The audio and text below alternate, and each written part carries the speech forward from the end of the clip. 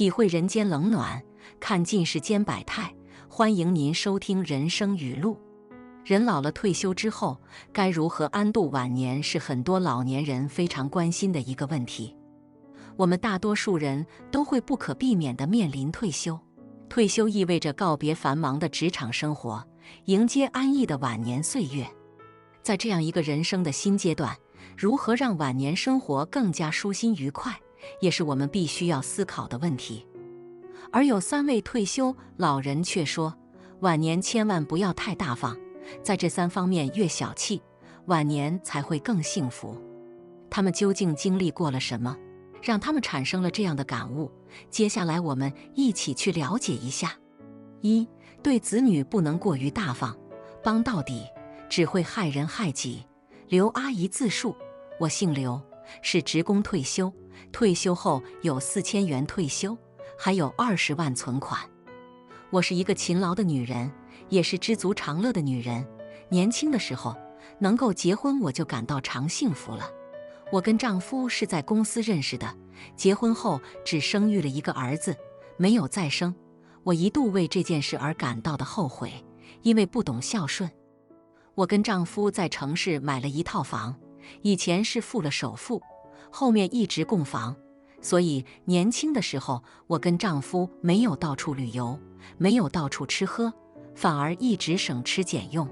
我们虽然买了一套房，一部车，但是却并不富裕，好不容易存的钱却给儿子读了书，交了学费。儿子要面子，生活费是要非常高的，上了大学以后更贵。他读了一个影视多媒体，要买照相机、计算机之类，还有学费活费、旅游聚餐，消费真是的惊人。我们的存款全部给了儿子，好在我们有工作单位，不然真的可能负担不过来。后来找到了女朋友，儿子平时花销虽然是大学生，但是赚到的钱只够维持生活的，买房买车要和我们拿钱。儿媳妇比较刁钻，没房没车就不要我儿子。我们虽然觉得媳妇比较势利，但是也觉得是人之常情，毕竟这很现实。儿子结婚以后，我们终于松了一口气。后面儿子生育了孩子，第1任孩子我没有多照顾，但是第2任孩子，我给儿媳妇做过住家保姆。那个时候我刚退休，儿媳妇坐月子的时候，我就一直为她服务。只可惜我日常省吃俭用存的几10万块钱，一生的辛苦钱全被儿媳妇和儿子骗走了。那个时候我才明白，我们的爱没有得到儿子的孝顺，纵然我们为了儿子付出，也难保他不会变成眼狼。他先跟我拿钱去给儿媳妇买了一辆宝马，那个时候我已经被儿子骗走了10万。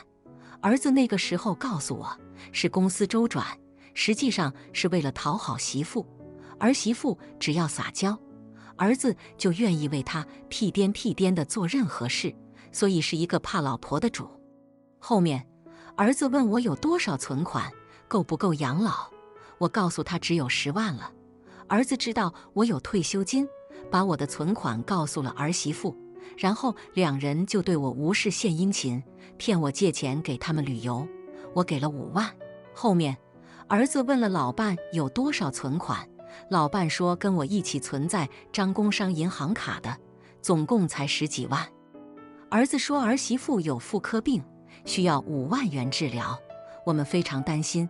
事实上并不是，因为后面我们跟儿子要治疗清单，儿子拿不出来，说病治好了就扔了。儿媳妇实际上需要买包包和名牌衣服，所以才跟我们借钱的。他们2人甚至叫孙子跟我们拿钱，孙子一开口，我们必定拿钱，因为孙子是我的一切，我怕孙子哭。后面我去做了兼职，给别人做保姆，就是为了赚到钱养老。而儿子借我们的钱，他说以后发达了才会归还我们。儿子是我们的儿子，所以我经常想，即使他骗我，即使他借钱不还，我也无怨无悔了。我们做父母的，不就是为子女活着吗？是我们应该做的。那个时候老伴还劝我别这么做，但是我听不进去。我认为我对儿子好，以后他就会对父母好，会给我们养老。认真想想，当初摆酒的彩礼钱和婚宴钱都是跟我们拿的，我们的确在金钱上给了儿子太多，为他付出太多，但是却最终没有得到回报。儿子因为被我们太过宠爱了，所以长大了，也像一个孩子一样幼稚，死要面子，不够本事也要学人家开公司，结果吃了大亏。早知道当初我不借钱给他了，这样他就不会开公司。儿媳妇就是个享受的主，每天吃喝玩乐，唱歌旅游逛街，每天玩自拍搞美容，工资都不够他自己花，还对儿子诸多埋怨，嫌弃儿子不会赚钱。儿媳妇和儿子对我越啃越多钱，最后啃得我受不了了，只好回了老家。那是孙子上学的时候了，我便回了老家。那个时候我的存款乎没有了，我跟老伴加起来1万的退休金的却够自己用，但是那是在没有病的情况下，一旦有病则无济于事了。在儿子那边做住家保姆6年，被他们骗走了20万。老伴为了赚钱去做了保安，后面一次脑溢血，突然晕倒了，在医院，医生说准备20万治疗，我们花光了钱，但是拿不出来。我四处拉下脸求人借钱，凭我多年不借钱的信用，倒是借到了一些钱。但是治好了大病以后，过了2年左右，老伴终于还是去了，他的糖尿病发作了，因为没钱治疗，终于挨不住了，我也只能眼睁睁看着老伴死去了。事实上，如果我们有钱，医生说老伴还可以活多年。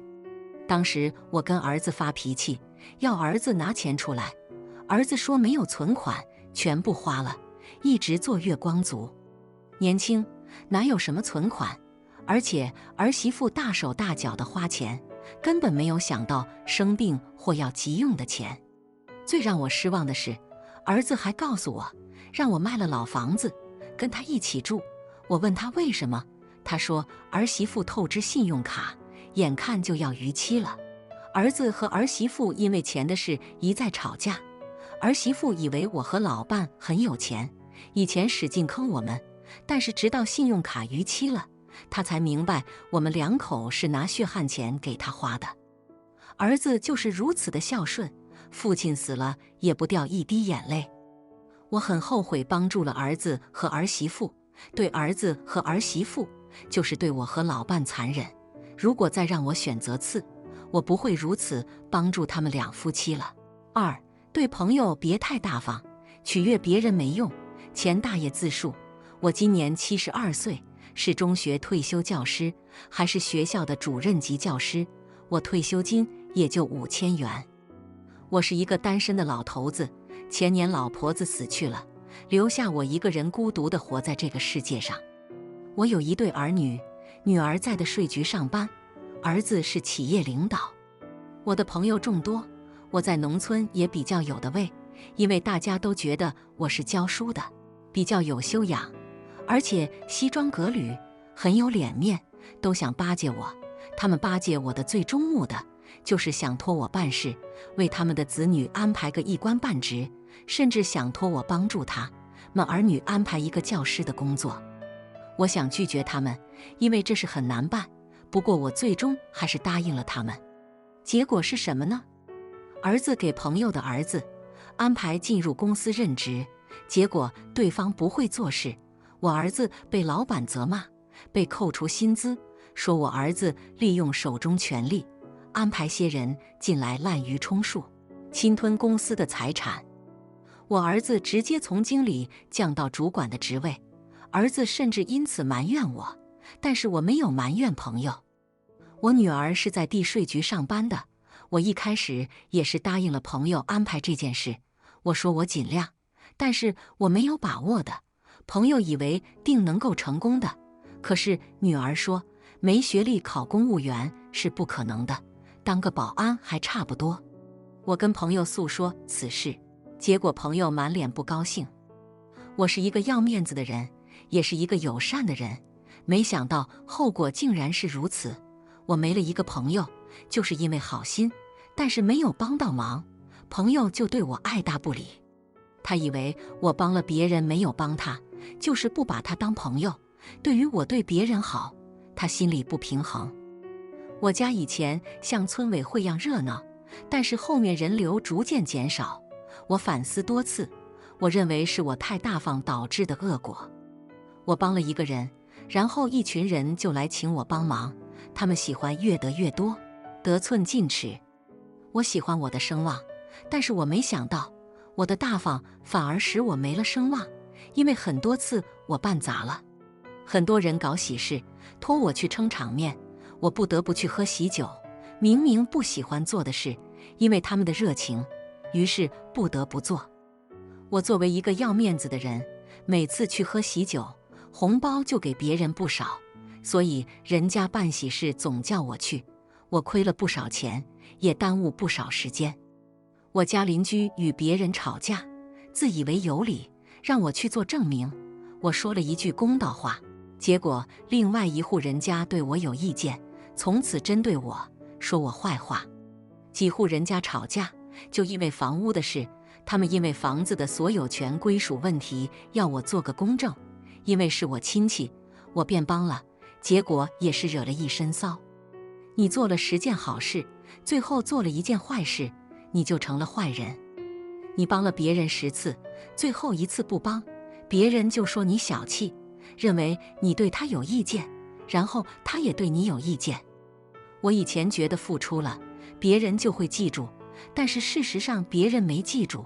我妻子得了病需要治疗，没几个愿意捐钱的，甚至连借钱的都没有。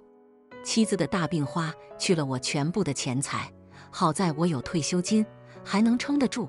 只是轮到我住院的时候，那些所谓的朋友，没有一个来看我的。我在手机跟他们聊天的时候，他们没有回复我。我知道，他们怕我借钱。我出院后，以前经常来我家的人渐渐没了，原因就是我的财富被他们知道了。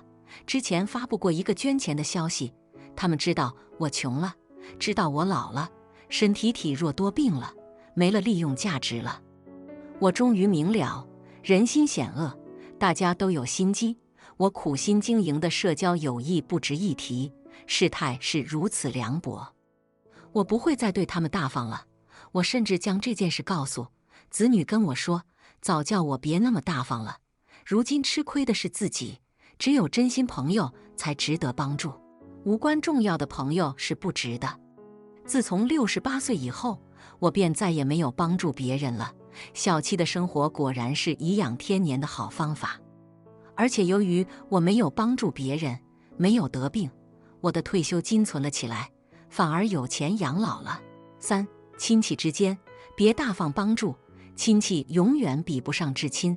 李大爷自述，我也算一个有钱的老人，之前一直在企业担任领导，月薪资过万，加上我媳妇也是领导，我们退休后绝对有足够钱颐养天年的。我们有100万存款，所以大家肯定明白，有钱人朋友是不会少的，亲戚都恨不得天天讨好我。我随口说一句话，别人就会站在我这边，哪怕我的观点不正确，别人也会认为我正确。老实说，我以前喜欢这种被万人簇拥的优越感，因为我觉得我在人前很有面子。很多人就开始跟我借钱，如果是普通朋友，第1次我会借，好朋友，第2次、第3次我也会借，亲戚，哪怕第4次借，我也会借。我觉得我很通小情世故，只要我一声令下，必定很多人为我办事，因为他们欠我人情。我借出去的钱，老实说，有些时候我都忘记了，他们还给我的时候，我才记起来。我从未催过别人钱，因为我手里有钱，向别人催钱会让我觉得很伤感情，也很小气。我退休以后借出去20万左右，有些大数额的我会记着，但是多数我没有记。但是我没有想到，这是被亲戚知道了，他们口口相传，竟然形成了一种默契，跟我借钱是可以一直拖着不用还的。就这样，欠我的越多，借我的越多，直到我不愿借钱为止。我的独生子是一个敢想敢干的人，他开了一个小工厂很成功，但是在开大工厂的时候却失败了。他欠银行很多钱，一直不愿啃老的孝顺儿子，终于没办法了，要跟我拿钱。我不得已将我的所有钱给了儿子。这个时候我没钱养老了，去跟亲戚取钱，结果多数拿不回来，只还了1、2个。他们说下次还，不能急还，有的甚至取笑我也有没钱的时候。我不得已向过往的那些富裕的朋友借钱，结果还被朋友指责了一通，他们嘲笑我是愚蠢的烂好人。过了半年，他们仍然不还钱，我跟他们撕破脸皮吵架了，指责他们没有良心，是禽兽不如。他们把钱还了我，但是从此便老死不相往来了。这是使我非常后悔，本来是不至于此的，就是因为我的愚蠢，做了烂好人，其实对自己没好处。对于那种没信用的朋友亲戚来说，千万别借，借了也还不了，一旦无法归还的时候，就会伤感情。为了让他们还钱，我浪费了无数时间精力，心情受到很大影响，甚至跟儿子都发生了争吵，真的很不应该。这个时代，大家都是视钱如命，而且大家都很没良心。我发誓，以后不会随意借钱给别人了。我觉得别那么大方是很正确的行为，果断点，狠心一点，别拖泥带水，否则害人害己。我知道大方的人很有道德，很高尚，是圣人，但是对于些借钱不还或者借钱难还的人，一定要狠下心来别借。人的道德比较重要，比熟悉的关系重要多了。一个品德高尚的陌生人都会借钱还你，但是一个品德低劣的亲戚都会借钱不还。大方的确让人很有面子，但是往往要面子的结果就是吃亏。钱是很重要的，是养老保障，是决定生活幸福的关键，还是别惹那些糟心的麻烦事较好。自私一点，对大家都好。自私也并不意味着过于吝啬或小气，而是一种理智和谨慎的态度。人大方一点可以，但是不能对所有人都过于大方。自己以后年纪大了，一定要为自己考虑，做事的时候要量力而行。愿我们都能在晚年拥有一个满怀温暖与喜悦的岁月。感谢您的收听，下期再会。